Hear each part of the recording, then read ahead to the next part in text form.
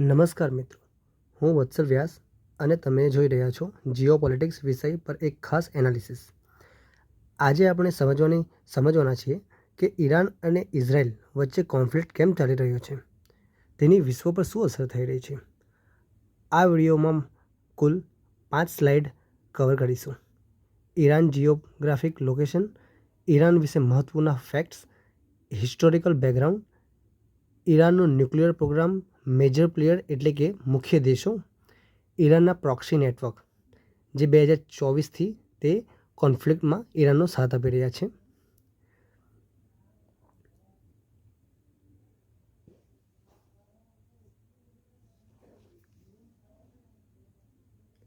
તો તમે જોઈ શકો છો કે આપણે આપણા મુખ્ય મુદ્દાઓ કવર કરવાના છે તે નીચે પ્રમાણે છે. Geography and location of Iran. Iran પશ્ચિમ એશિયામાં આવેલું એક ખૂબ મહત્ત્વનું દેશ છે. તેના આસપાસ ઘણા મહત્ત્વના દેશો છે, જેમ કે ઇરાક, તુર્કી, પાકિસ્તાન, અફઘાનિસ્તાન. ઈરાનની રાજધાની તેહરાન છે, જે દેશની રાજકીય અને આર્થિક કેન્દ્ર છે. ઈરાન પાસે વિશ્વનો 4થો નંબરનો સૌથી મોટો ઓઇલ રિઝર્વ છે, અને સૌથી મહત્ત્વની વાત તો એ છે કે ત્યાંથી સ્ટેટ્સ ઓફ હોર્મઝ ઉપર કંટ્રોલ છે. આ સ્ટ્રેટમાંથી લગભગ વિશ્વના 20% જેટલા ઓઇલ ટ્રાન્સપોર્ટ થાય છે. એટલે જો અહીં કોન્ફ્લિક્ટ થાય તો તેનો સીધો અસર વિશ્વની ઇકોનોમી પર પડે છે.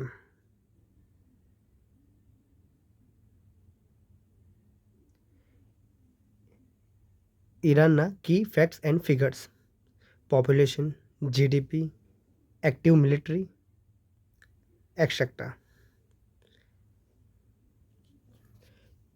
તો હવે આપણે જોઈશું ઈરાન ન્યુક્લિયર પ્રોગ્રામ. ઈરાનનો ન્યુક્લિયર પ્રોગ્રામ 2015માં થયેલી જીસીપીઓએ ડીલ પ્રમાણે ઈરાનનો ન્યુક્લિયર ઇન્રિચમેન્ટ 3.67% સુધી લિમિટ કરવાનું સ્વીકાર્યું હતું.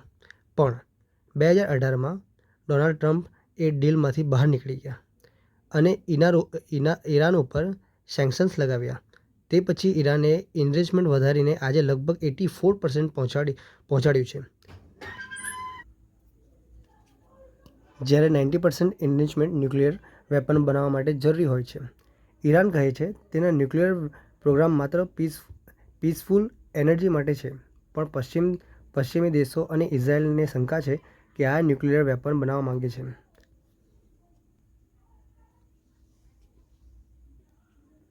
Part 4: major players and alliance. તો 3 મેજર પ્લેયર આના અંદર પોતાનો મુખ્ય રોલ નિભાવે છે: ઈરાન, ઇઝરાયલ અને યુએસએ. તો આપણે જાણીએ કઈ રીતે. ઈરાન મિડલ ઇસ્ટમાં ડોમિનન્ટ પાવર બનવા માંગે છે અને વેસ્ટર્ન સેન્કશન્સમાંથી બહાર આવવા માંગે છે. ઇઝરાયલનો સૌથી મોટો ફિયર છે કે ઈરાન ન્યુક્લિયર બોમ્બ બનાવે છે. ઈરાનના પ્રોક્સી ગ્રુપ્સને પણ ડેસ્ટ્રોય કરવા માંગે છે. United states. અમેરિકા ઈચ્છે છે કે મિડલ ઇસ્ટમાં ન્યુક્લિયર વેપન ન વધે અને ઓઇલ સપ્લાય સેફ રહે. સાથે અમેરિકા ઇઝરાયલને સ્ટ્રોંગ સપોર્ટ આપે છે. Iran proxy network. ઈરાન સીધી રીતે યુદ્ધ કરતું નથી.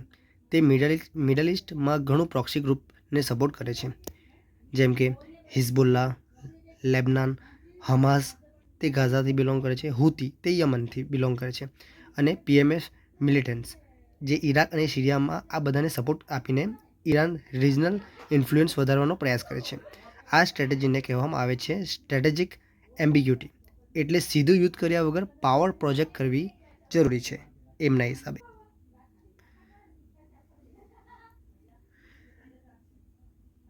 Direct conflict.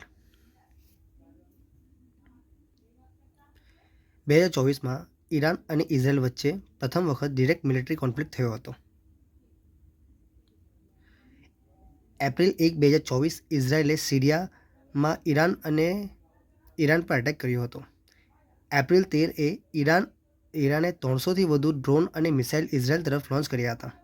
ઇઝરાયલનો iron dome system અને તેના એલાયન્સ એમના લગભગ 99 પર મિસાઇલ ઇન્ટરસેપ્ટ કરી દીધા હતા.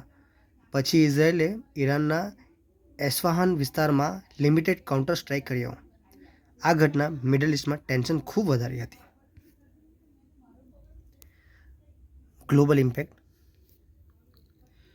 આ કોન્ફ્લિક્ટની અસર માત્ર મિડલ ઇસ્ટ સુધી સીમિત નથી, તેના ગ્લોબલ ઇમ્પેક્ટ્સ છે. ઓઇલ પ્રાઇસીસ વધી શકે છે અને એનર્જી ક્રાઇસિસ સર્જાઈ શકે છે.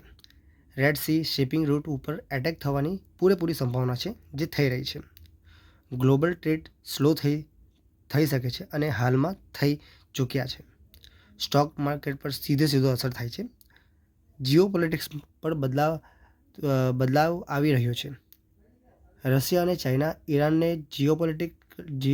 ડિપ્લોમેટિક અને જીઓપોલિટિકલી સપોર્ટ આપે છે. ઘણા બધા અરબ કન્ટ્રીઝ ઇઝરાયલ સાથે કોઓપરેટ કરે છે અને બંને સાથે બેલેન્સ ડિપ્લોમેસી રાખે છે. તો કન્ક્લુઝન પર આવીએ તો મિત્રો, ઈરાન અને ઇઝરાયલ વચ્ચે કોન્ફ્લિક્ટ માત્ર બે દેશો વચ્ચે ઇસ્યુ નથી, તે middle east politics, global economy અને એનર્જી સિક્યોરિટી સાથે જોડાયેલો મુદ્દો છે. આગામી સમયમાં કોન્ફ્લિક્ટ વિશ્વની જીઓપોલિટિક્સ ખૂબ અસર કરી શકે છે. જો તમને આવા વિડીયો